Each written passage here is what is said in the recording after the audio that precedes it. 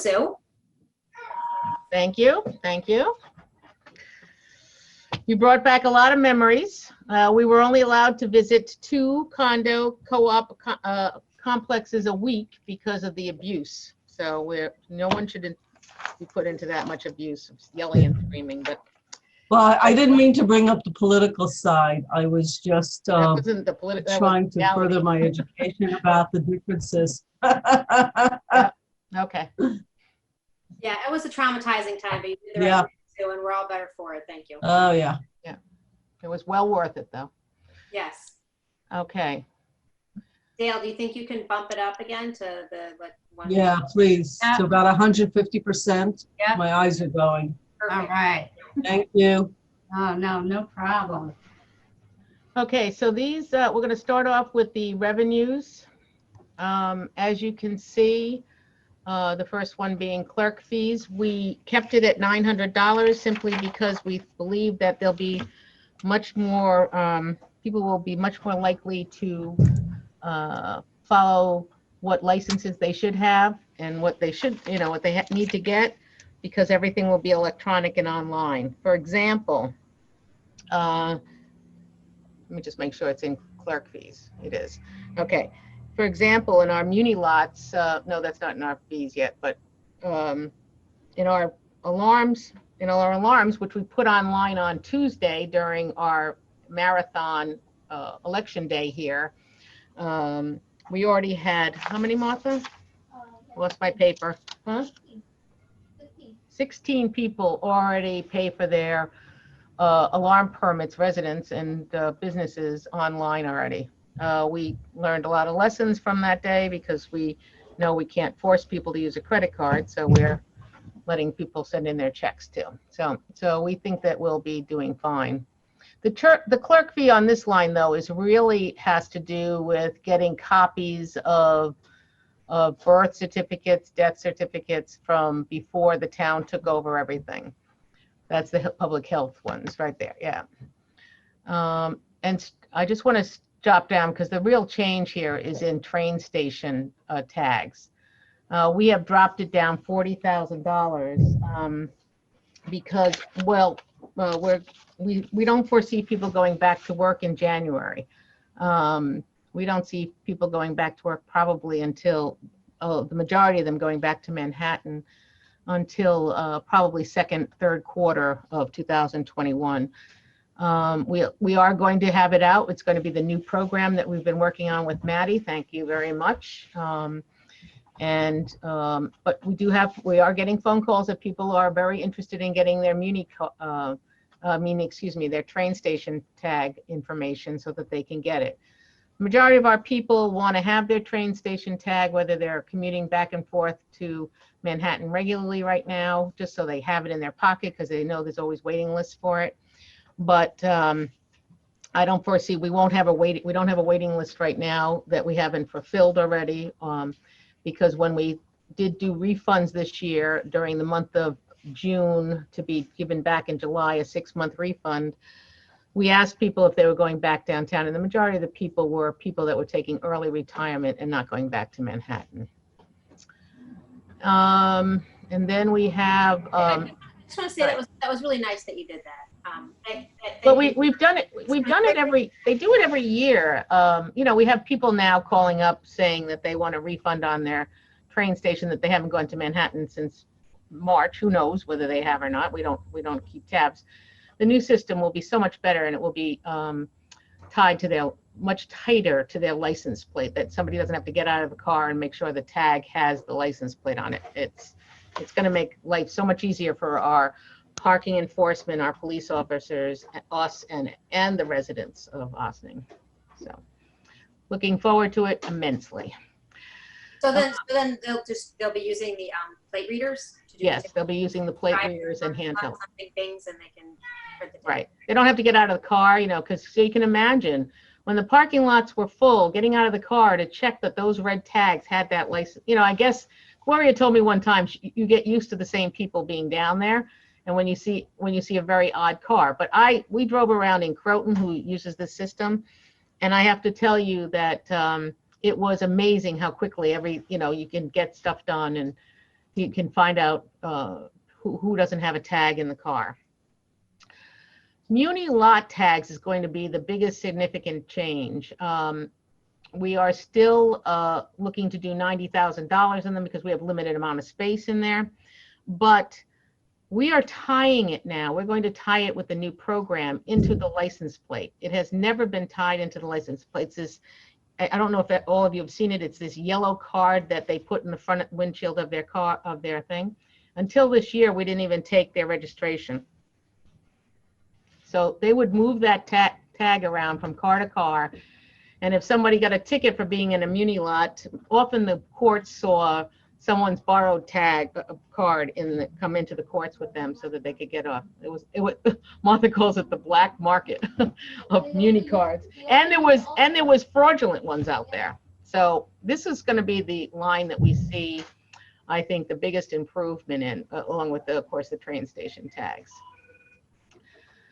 Business licenses. Dale, just remind me, it's been a long week already. Yeah. So in that line, you have peddler's licenses, taxi driver, permit, owner fees, taxi medallions, cabaret, laundromat, and refreshment licenses. Okay, so this is the line that is, you can see it's very low this year. One of the reasons for that is we did not do medallions or taxi company licensing this year. It's already November. I think we came to an understanding that 90% of the taxi drivers have seen little to no revenue this year already. If you notice, there's a lot less taxi cabs out there. There seem to be, maybe because I look for them all over the place, but I'm seeing a few more regularly now. One of the things that you're going to have to decide is what fees are we going to charge? Are we going to charge people? I think we only have one cabaret license that actually went out this year. And then the sidewalk cafe licenses are in there. So that is a conglomerate of quite a few. We only issued one cabaret license this year? Yeah. Oh, really? Because the pandemic hit in March. Yeah, but those are calendar year things. They should have been I applying. agree with you, but most of them, it's almost like they knew. And a lot of people wait, even though it's only going to be good for the calendar year, they'll wait to sign up for it. So, because when they have money, because they're trying to pay their bills from the holidays and stuff. Your cabaret license and your license fees, I believe, should all remain the same this year, only because people are struggling out there. So Sue, I know you've been doing a great job at getting things much more automated and online and streamlined. So, for example, some of these things, like using the cabaret license as an example, that has a calendar year. So everybody expires December 31st. And so all these people who have New Year's Eve parties that go till 12:01, they need to get it before New Year's Eve. Right. To be in compliance. I'm not saying they do, but to be in compliance, obviously, there was probably more than one event that took place between January 1st and March 17th or whenever the world shut down. Right.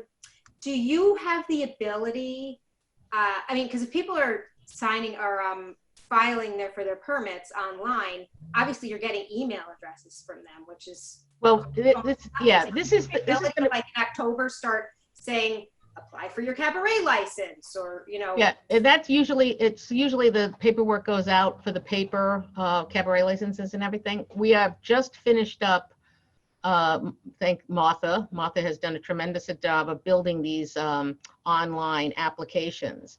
We'll be sending out, it's called a combined license, which I have my pros and my cons over. I get why they do it, because you only have to fill out the front page enough, but it was very confusing. So we've been working very diligently with Stuart on cutting down on the work. This will be classified as the first year of these licenses. So everyone will be asked to put in their usual information that they always did. We're looking to have renewals starting next year. So yes, we'll have those out this week for people to, next week? Laundromat is already online. Okay, laundromat, yeah, but this is the combined license. Yeah, the combined license will be on next week. Martha's still here. Yeah, so the combined license will be out next week, and they'll be able to start bringing in all their information for what they want. So a combined license is a refreshment license, a cabaret license, a sidewalk cafe license. So they can actually fill out the information and we can send it off, and we'll send it off electronically to the police department and the building department. We do not send any paperwork, physical paperwork anymore. And are people able to scan everything and upload it and, Yep. and apply? I have to tell you, Yeah. the Seamless Docs program has turned out to be phenomenal. We have all our wedding licenses done on that for the town, and they upload everything, and they can upload their divorces and their, birth certificates and everything. So yes, they'll upload all their information, and then we're going to be working on for next year, not having to upload all the information again. In the past, they've had to start from scratch again every single year, and it has been, it's just too torturous for a lot of people. We do have people that are already coming in and asking for it, which is good. And we are just about ready to do it. We did put out the laundromat license the other day. All laundromats have to have a license. And that's a nice business license for the nice revenue for the Village of Ossining. Are all the clerk licenses calendar year, or some of them specific to when the person signs So up? when you got my monthly report this year, the business licenses are all calendar year, but some of the muni parkings are rolling, and they roll every month. And since we're going to put everybody on a calendar year for everything, with maybe quarterly cutoffs, not this constant, like every time you turn around, there's a bunch of people getting this license and that license. So yes, they are on calendar years, and one of the things that we'll probably be presenting to you, not in the not too distant future, is how do we want to handle somebody that buys a business in halfway through the year or something of that nature. So do we want to have quarterly payments for some of these licenses? I wouldn't say for any of these business licenses, but we see that number going back up. It's not going to go much further than it is right now, unfortunately, for this very traumatic year that we've lived through. But we see that compliance will be a much bigger issue, and that people will do what they're supposed to do. I have no problems walking around this community and handing people a card that says, go online and get your license. So the other thing that we're going to be doing less and less of is on the combined license, we'll probably do it, but we give out paper licenses that they put in little frames and they put up. That will be on some licenses and it won't be on others. So that brings us to fire alarm license, fire alarm fees, licenses, fees. So you would be shocked at how many people in the Village of Ossining don't even know that they have to have an alarm license, businesses as well as residents. So we expect that number we brought it up to $8,000 because we expect compliance to be much better this year. I go into every place I go into, I talk to them about getting their alarm license going. This is going to be a little bit different right now. We, especially for the businesses, we hand them another piece of paper that has their license on it. The police don't need that. We don't need that, so they will not get that, but they will have some. But the police will have a list of people that have alarm licenses. So when your alarm goes off and you don't have an alarm fee, you haven't paid your alarm fees, there's a different way of finding them. Huh? Fire department's getting on. So that we see as a growing number too. We're looking for more compliance, which will equal more revenue, and will equal a better municipality. All right, on the next line on equipment and computers, I'm not sure if you all understand that I am probably the most frugal person on the face of the earth. I'm very monetarily conservative. I see no reason that we need anything in computers next year. So contractual is our business license, is our licenses to our software, and it's jumping up to that number of $13,131 because of our Seamless Docs licensing fee that we pay, and we split that with the town. Each part pays $5,500, and so we brought that up. That's our software that we use. We're seeing the consolidation of more and more software houses, so hopefully we stay on top of that, and we use it to our benefit when we're negotiating contracts for different items that we deal with. Publications of legal notices. The reason it's so high this year is because of all of the emergency orders that have to be publicized in all the papers. We'll keep it at $4,000 depending on, because you are doing a comprehensive plan review, and we'll have to notice all of those as well as anything else that you do in the Village of Ossining.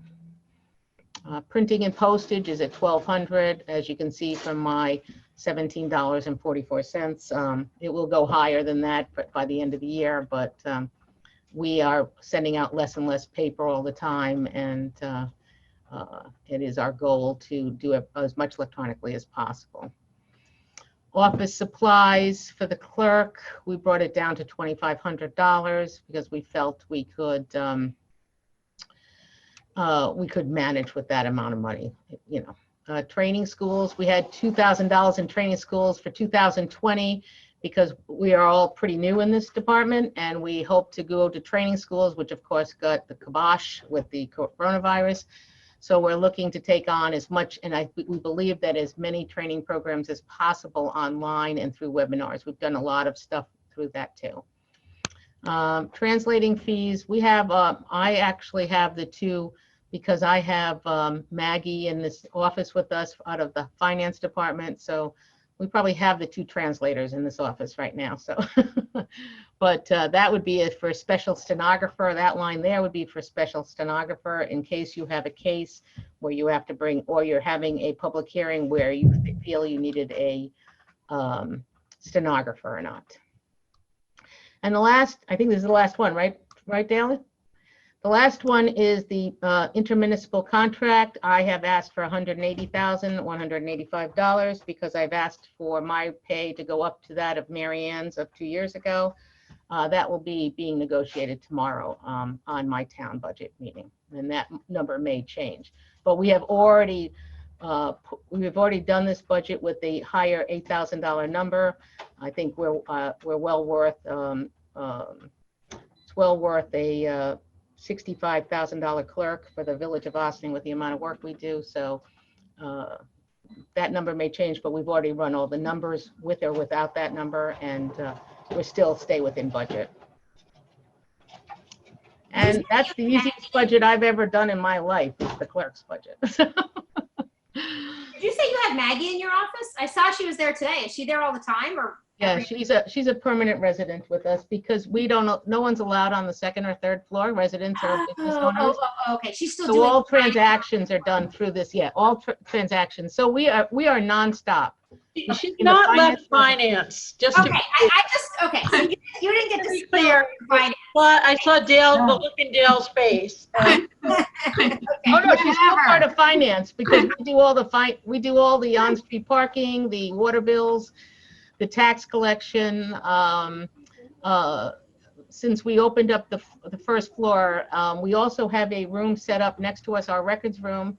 It can take any other department that needs to have meetings, or it has computers in it, one for the town, one for the village, and it has a window too, so that anyone can actually sit down here and do their work. But no, Maggie definitely still works. It's a full-time job trying to deal with the windows and the water bills that come in. Today was water bill day, let me tell you, because it was the last day you could pay without a penalty for this month for the people. That's a rotating thing with the quarters. So and the on-street parking, I don't even want to go there. I took it on as a supervisor for 1 year, and it's something that has to be dealt with in 2021. So yes, so that's why we all work very tight together. We have our part-timer in here, and I have to say our job is to make it so people don't have to wait online too often, because we're only allowing one person into the office at a time, into our little cubed out area, which has plexiglass on it, and we are keeping our social distancing from everybody, and so As you can see, you can't see anybody behind me because they're over there somewhere. So that's our story. Does anybody have any questions? Wow.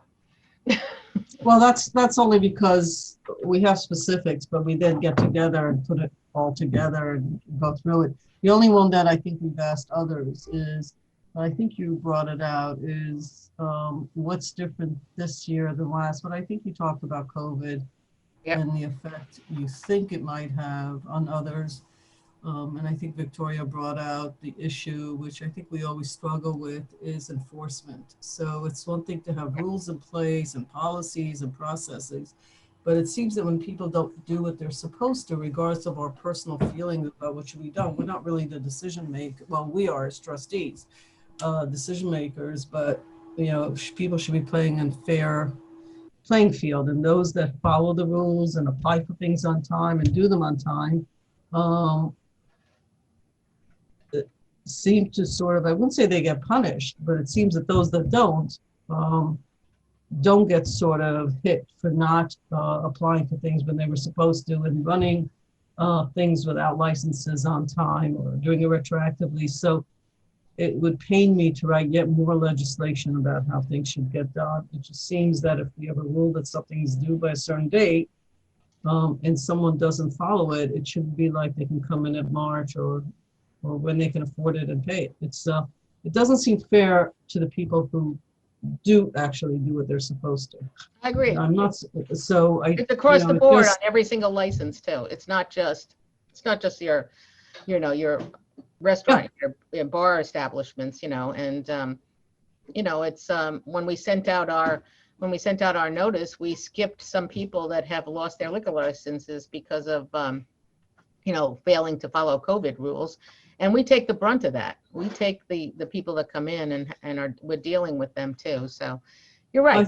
I think that is the job. And I think what you're bringing out, I mean, that's just dealing with the public. I think what you're bringing out is inconsistencies and really how do we fix some of that? I never worry about the people that break the rules. Actually, they break the rules. They might know they know they're breaking the rules.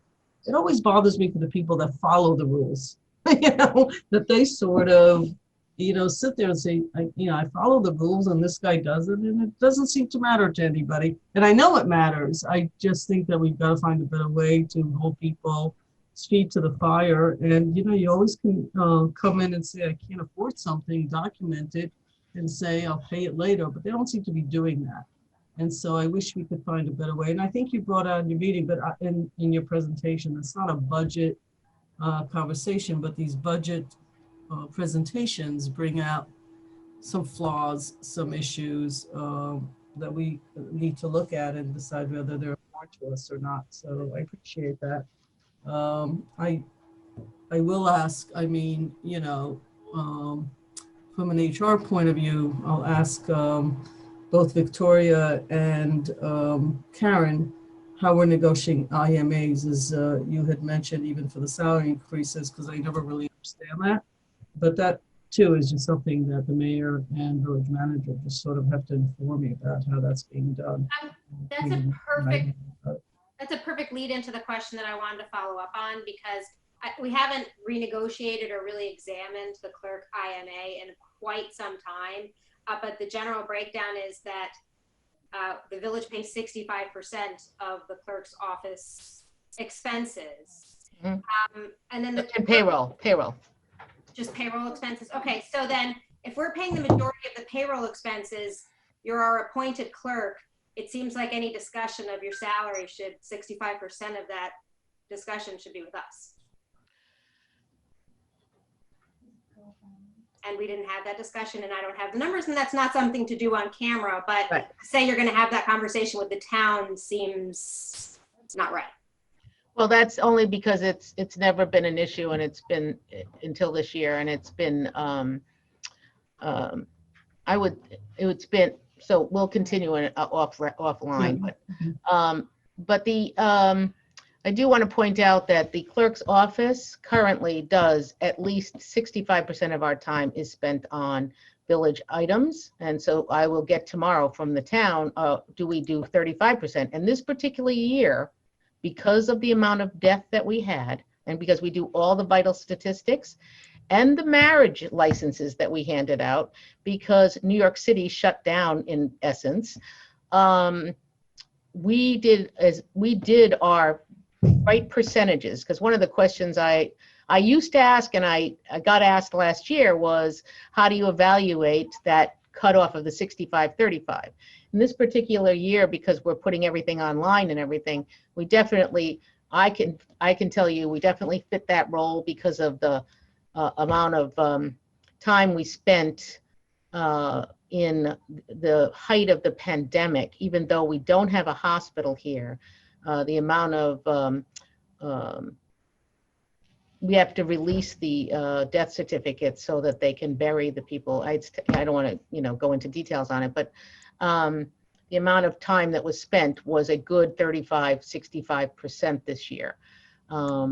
So you're right that some of these things should be a group effort, since it is one clerk for 2 municipalities. And we, by the way, are when I get a call from Albany, most of the clerks that are due a town village are coterminous. So this is a very unique situation that we have a clerk that takes care of 2 completely different municipalities. So.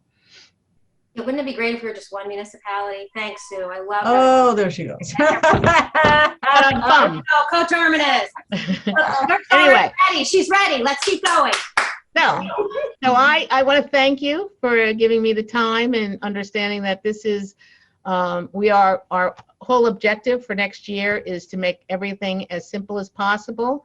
We do understand that, and please understand that putting forms, licenses, and everything, the training curve for the residents and the business owners is tremendous. We spend a great deal of time talking to people, training people, and holding their hands through their first time they're doing these transactions. So it's exciting. It's an exciting time down here. We always have fun, and we always see everyone that walks through this building. So it's a pretty interesting thing. So thank you all. And I know you want to go on, and I helped you catch up with your time a little bit. So. Thank you, Sue. Thank you to your whole team. Thank you, Sue. Okay, everybody says hi. That would be Martha. That would be Martha. We do have a part-timer who's exceptional too, and everyone except for me is bilingual down here, so that's good. Excellent. Thank you. Thank you. Goodbye. Bye, Sue.